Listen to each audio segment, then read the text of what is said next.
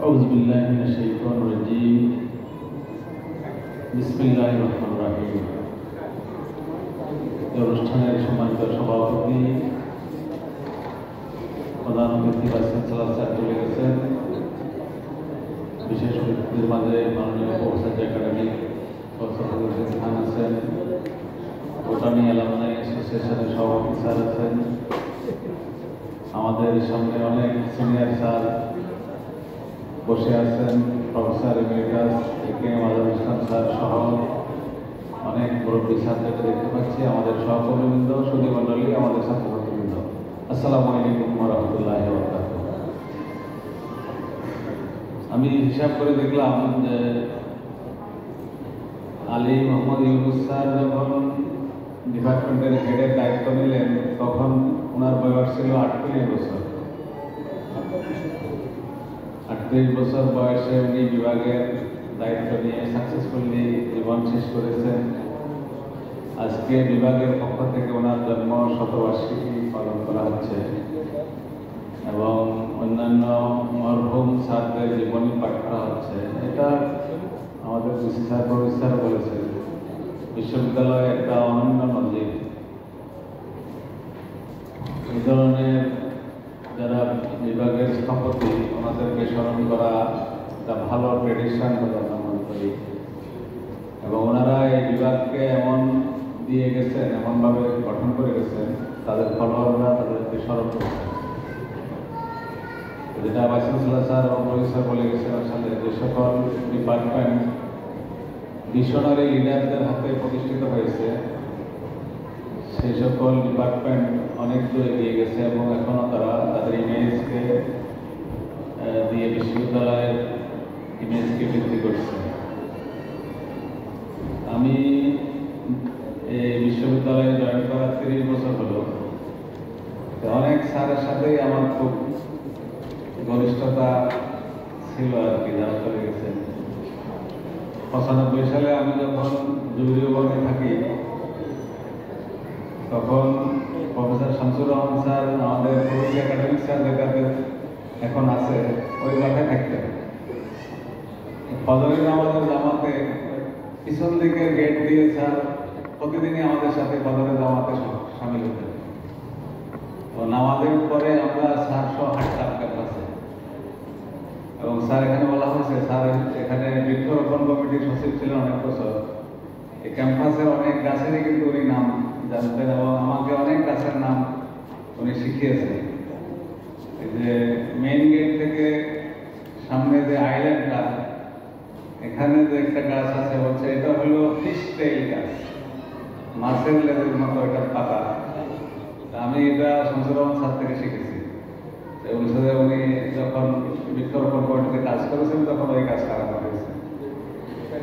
স্যারের সাথে ওই কয়েক বছরে জুবিলিবনের কয়েক বছরই কিন্তু আমরা খুব ঘনিষ্ঠভাবে যারা ওখানে নামাজ পড়তাম কাটিয়েছি।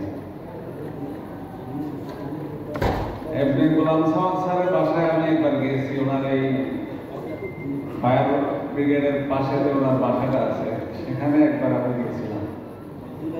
উনি নিচতলার একটা খাটে শুনতেন, পাশে একটা বিশাল টেবিলে বইয়ের স্তূপ। আমি হতবাক হয়ে গেছি ওনার বইয়ের স্তূপ দেখে। এগুলা উনি প্রয়োজন মতো করেন আর মনে হয় ওখানে রেখে দেন। উনি, আমি যখন চট্টগ্রাম বিশ্ববিদ্যালয়ের ছাত্র, এই স্যার লেখা পড়তাম, বিভিন্ন পত্রিকায় উনি উপসম্পাদকীয় লিখতেন। আমি কখনো মনে করতাম উনি মনে হয় হিস্ট্রি প্রফেসর।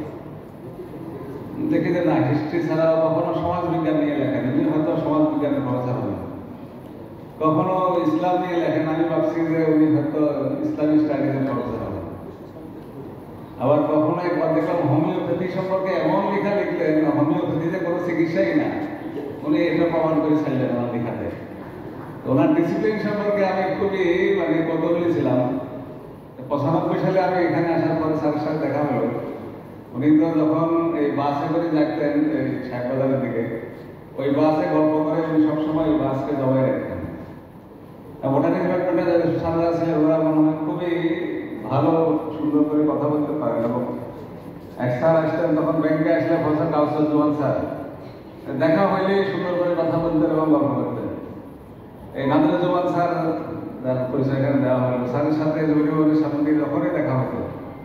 খুব সুন্দর করে কথা বলতেন এবং গল্প করতেন এবং আপন করে নিতেন আর কি মানুষকে।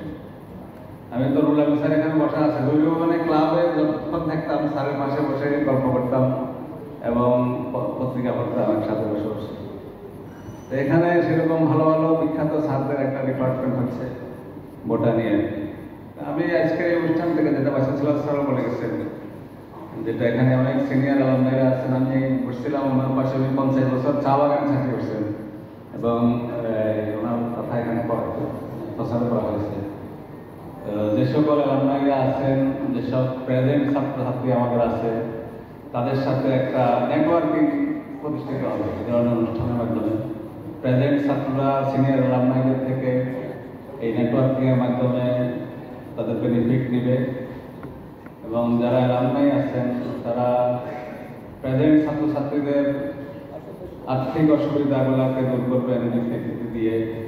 তারপর এখানকার এখন প্রচুর ছাত্রছাত্রী, গরিব ছাত্রছাত্রী ভর্তি হয়, আমরা বিভিন্ন এজেন্সি থেকে বৃত্তি দেওয়া হয়, তারপরেও অনেক গরিব ছাত্রছাত্রী থেকে যায়, এদেরকে একটু দেখবেন আপনারা।